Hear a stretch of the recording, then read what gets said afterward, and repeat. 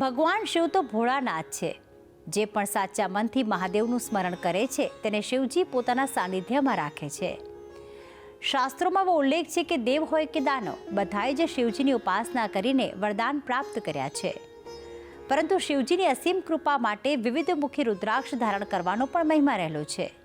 તો આવો આજે શાસ્ત્રીજી પાસેથી જાણીએ 5 મુખીથી લઈને 8 મુખી રુદ્રાક્ષનો કેવો છે મહિમા. જજાગ્રતો દૂરમુદૈતિ દૈવં તદુષુપ્તિશે તથૈવૈતિ દૂરંગમન જ્યોતિખાન જ્યોતિરેકંતન મે મનઃ શિવ સંકલ્પમસ્તુ. જય ભગવાન મિત્રો, હું છું પ્રફુલભાઈ પંડ્યા. ભક્તિ સંદેશ કાર્યક્રમની અંદર આપનું સ્વાગત છે. દર્શક મિત્રો, આજે મારે વાત કરવી છે રુદ્રાક્ષનું મહત્વ અને એમાંય પણ 5 મુખી રુદ્રાક્ષ, 6 મુખી રુદ્રાક્ષ, 7 મુખી રુદ્રાક્ષ અને 8 મુખી રુદ્રાક્ષનું શું છે મહત્વ. કેમ કે ગઈકાલે પણ મેં 1 થી 4 મુખી રુદ્રાક્ષની માહિતી આપી હતી. આજે તમને 5 મુખીથી માંડીને 8 મુખી રુદ્રાક્ષની માહિતી આપું છું અને આવતીકાલે એનાથી આગળના મુખોની માહિતી તમને આપીશ. પરંતુ 5 મુખી રુદ્રાક્ષમાં કયા દેવ બિરાજમાન છે, 6 મુખીમાં કોણ છે, 7 મુખીમાં કયા દેવ છે અને એનાથી લાભ શું થાય છે, આ બધી જ જાણકારી હું તમને આજના કાર્યક્રમમાં આપીશ. 5 મુખી રુદ્રાક્ષની વાત કરીએ તો પંચવક્ત્ર સ્વયં રુદ્ર કાલગ્નિ નામનામતઃ. પંચવક્ત્ર સ્વયં રુદ્ર કાલગ્નિ નામત પ્રભુ સર્વમુક્તિ પ્રદશ્ચૈવ સર્વકામ ફલપ્રદ. એવું કહેવાય છે કે પંચવક્ત્ર સ્વયં રુદ્ર, 5 મુખી રુદ્રાક્ષમાં સ્વયં રુદ્ર બિરાજમાન છે. સર્વમુક્તિ પ્રદેશ સર્વકામ ફળપ્રદ, બધા કામ તમારા સર્વ કાર્ય કામને પૂર્ણ કરે છે, કામનાઓને પૂર્ણ કરે છે. 5 મુખી રુદ્રાક્ષ પહેરવાથી શરીરમાં એક શક્તિનો સંચાર થાય છે અને સાથે સાથે વ્યક્તિને પાપ કર્મથી બચાવે છે. સારા કાર્ય તરફ અને સારા વિચારો એ વ્યક્તિને ઉત્પન્ન થાય છે. 5 મુખી રુદ્રાક્ષ મનુષ્યની સાચી દિશા બતાવનાર છે. 5 મુખી રુદ્રાક્ષની અંદર એવું કહેવાય છે કે સ્વયં બૃહસ્પતિ બિરાજમાન છે. ભગવાન શિવજીની સાથે બૃહસ્પતિ, નવગ્રહોમાં જે બૃહસ્પતિ છે એ બિરાજમાન છે. બૃહસ્પતિ કોણ છે? તો કે 9 ગ્રહોમાં દેવતાઓના જે ગુરુ છે, દેવગુરુ બૃહસ્પતિ, જે દેવતાઓને સાચી સલાહ આપે છે, સાચી દિશા બતાવે છે. મતલબ 5 મુખી રુદ્રાક્ષ ધારણ કરવાથી વ્યક્તિ ખોટી લાઈને જતા અટકાય છે, સાચી દિશા એને પ્રાપ્ત થાય છે, રસ્તા એના ખુલે છે. અને 5 મુખી રુદ્રાક્ષ જો ધારણ કરવો હોય તો બૃહસ્પતિ એની અંદર બિરાજમાન છે, તો જેમાં ગુરુવારનો દિવસ અને પીળા કલરના ધાગામાં પણ તમે ધારણ કરી શકો છો. જો તમારી પાસે 5 મુખી રુદ્રાક્ષ હોય તો એને સિદ્ધ કરવા માટેનો જે મહામંત્ર છે ઓમ રીમ નમઃ, ઓમ રીમ નમઃ, આ મંત્રથી એ રુદ્રાક્ષને તમે સિદ્ધ કરીને ધારણ કરો છો. અથવા તમારી પાસે હોય તો એને શ્રાવણ માસની અંદર ગુરુવારના દિવસે એ 5 મુખી રુદ્રાક્ષની પૂજા કરી અને ઓમ રીમ નમઃ એની તમારે 5 માળા કરવાથી આ રુદ્રાક્ષ એક્ટિવ થાય છે. 6 મુખી રુદ્રાક્ષની વાત કરીએ તો 6 મુખી રુદ્રાક્ષમાં કોણ છે?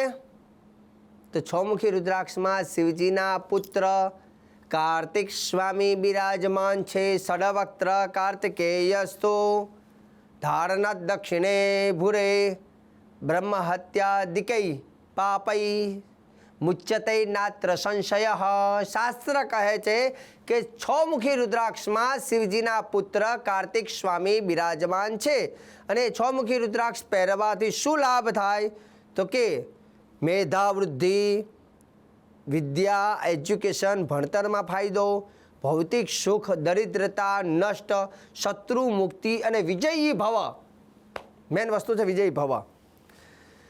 કાર્તિક સ્વામીએ જેટલા પણ યુદ્ધ લડ્યા એ દરેક યુદ્ધની અંદર વિજયી થયા છે. એટલે આ 6 મુખી રુદ્રાક્ષ ધારણ કરવાથી વ્યક્તિને વિજયની પ્રાપ્તિ થાય છે. અને સાથે સાથે બાળકો માટે 6 મુખી રુદ્રાક્ષ પણ ફાયદાકારક છે, જેમાં અભ્યાસની અંદર પણ એમને ફાયદો આપે છે.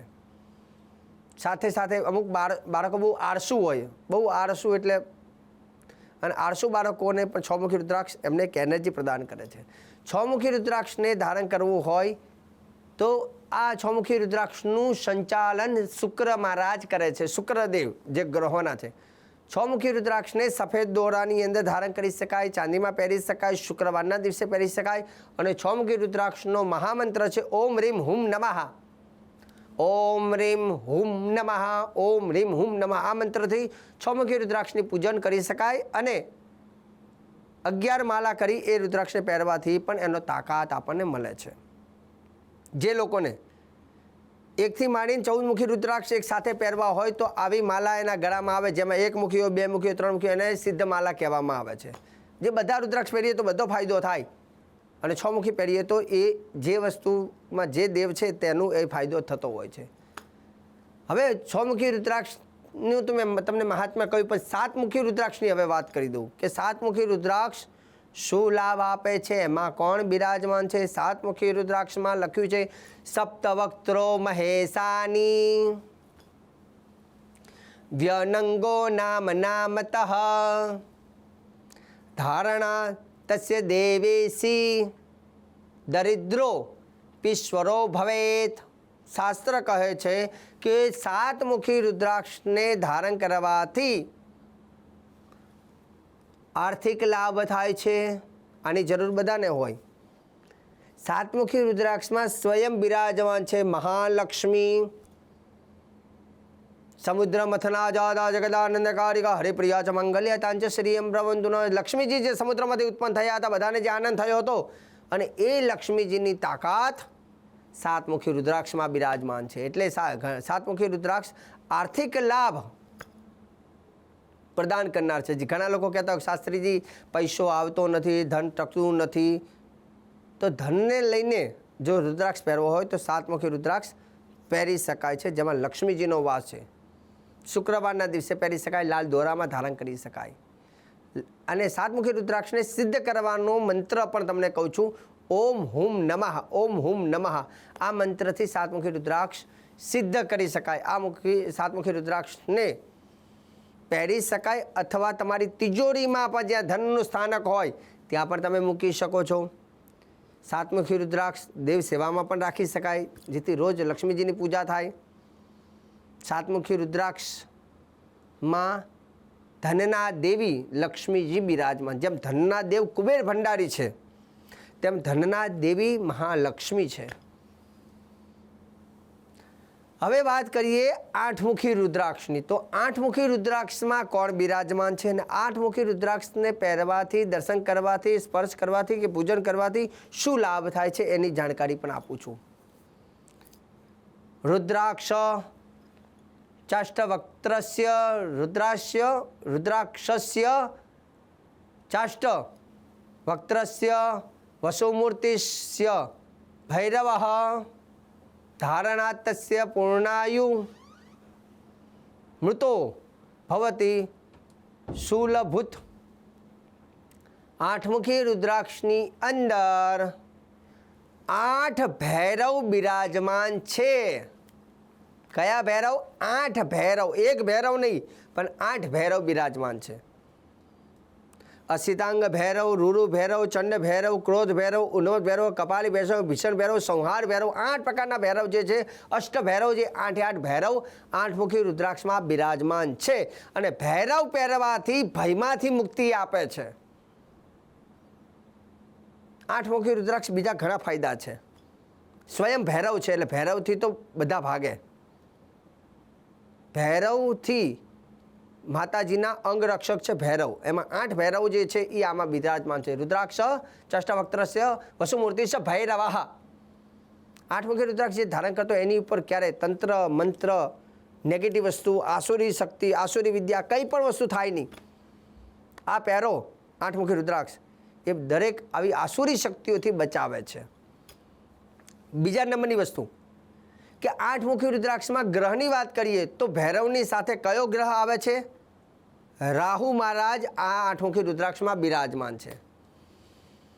અને 8 મુખી રુદ્રાક્ષ પહેરવાથી જે લોકોની જન્મ કુંડલીમાં રાહુની પીડા હોય, જે લોકોને રાહુનો દોષ હોય અને રાહુનો રત્ન પહેરવામાં ડરતા હોય, તો એ લોકો 8 મુખી રુદ્રાક્ષ પહેરી શકે છે. જે કોઈ નેગેટિવ અસર નથી આપતું, પણ રાહુની પીડામાંથી રાહત આપે છે.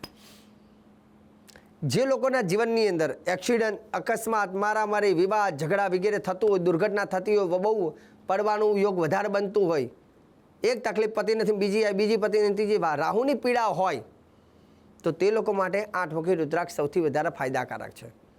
એનાથી આગળ કે જે લોકોના શરીરમાં સાંધાના દુખાવા, પગના દુખાવા, B12ની તકલીફ, ફ્રેક્ચર થવું, વારંવાર હાડકાને લઈને તકલીફો ઊભી થતી હોય, તો એ લોકોના હેલ્થ માટે અને શરીરમાં હાડકાની મસલ્સની જે કંઈ તકલીફ હોય એ તકલીફોમાંથી મુક્તિ માટે પણ રાહુદેવની પૂજા જેમ કરતા હોય તેમ રાહુદેવનો આ 8મુખી રુદ્રાક્ષ ધારણ કરવાથી રાહુ મહારાજની કૃપા અને સાથે ભૈરવનાથની કૃપા રહેતી હોય છે. હવે 8મુખી રુદ્રાક્ષ જે છે એ ક્યારે પહેરવો જોઈએ એની પણ તમને વાત કહી દઉં. પહેલું તો આમાં કયા ગ્રહની વાત કરી તો કે રાહુ મહારાજ છે. રાહુ મહારાજનો વાર કયો તો કે બુધવાર. તો કે 8મુખી રુદ્રાક્ષ તમારે જો ધારણ કરવો હોય તો તમે ખાસ બુધવારના દિવસે ધારણ કરવાનો આગ્રહ રાખો. રાહુ મહારાજનો જે રંગ છે કૃષ્ણ એટલે કે કાળો રંગ છે, તો આ 8મુખી રુદ્રાક્ષને કાળા રંગની અંદર તમે પહેરવાનો આગ્રહ રાખો. 8મુખી રુદ્રાક્ષને જ્યારે તમારે એક્ટિવ કરવો હોય, એમાં એનર્જી નાખવું હોય, એને સિદ્ધ કરવો હોય તો એનો 8મુખી રુદ્રાક્ષનો મહામંત્ર કયો છે તો ઓમ હુમ નમઃ. ઓમ હુમ નમઃ. ઓમ હુમ નમઃ આ મંત્રથી 8મુખી રુદ્રાક્ષની પૂજા કરો. ઓમ હુમ નમઃ આ મંત્રની તમે 11 માલા કરી એ રુદ્રાક્ષની પછી તમે ધારણ કરો. અને 8મુખી રુદ્રાક્ષ એ પણ બહુ શક્તિશાળી છે. તો આજના કાર્યક્રમની અંદર મેં તમને 5, 6, 7 અને 8 મુખી રુદ્રાક્ષની વાત કરી છે. આગળના જે 9, 10, 11, 12, 13 અને 14 ને બીજું જે છે એ આગળના કાર્યક્રમમાં હું તમને કહેવાનો છું. ભક્તિ સંદેશ કાર્યક્રમમાં રોજે રોજ નવીનતાની અને સુંદર, શ્રેષ્ઠ અને શાસ્ત્રોક્ત સચોટ માહિતી હું પ્રફુલ્લ પંડ્યા તમને રોજ આપું છું અને આપતો રહીશ. કાર્યક્રમ જોવાનું ચૂકતા નહીં. મને આપી દો રજા. જય ભગવાન.